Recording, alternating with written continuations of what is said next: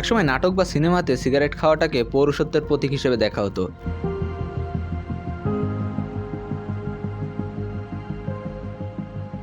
কিন্তু এখন সেটা দখল করে নিয়েছে কর্পোরেট কালচার বা কুল সাজার প্রবণতা। আপনি খেয়াল করে দেখবেন সিগারেট কোম্পানিগুলো সরাসরি টিভিতে বিজ্ঞাপন দিতে পারে না, তাই তারা বেছে নিয়েছে এক অভিনব কৌশল। তারা তাদের লোগো এবং কালার থিম ব্যবহার করে বিভিন্ন ইভেন্ট স্পন্সর করে। তাদের ডিস্ট্রিবিউশন নেটওয়ার্ক এতটাই স্ট্রং যে একটা গ্রামের প্রত্যন্ত দোকানে আপনি আর কিছু পান আর না পান, সিগারেট ঠিকই থাকবে। সিগারেটই তাদের মূল ব্যবসা। এটা শুধু একটি ব্যবসা না, এটি একটি ইকোসিস্টেম, একটি কালচার এবং এটি একটি ট্র্যাপ।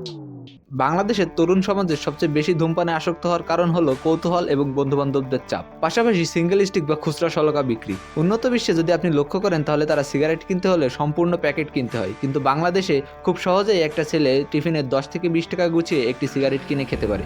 এটাই হলো সেই এন্ট্রি পয়েন্ট যা দিয়ে আপনার নেশার জগতে প্রবেশ ঘটে, আর একবার ঢুকলে ফিরে আসতে অনেক বছর সময় লাগে।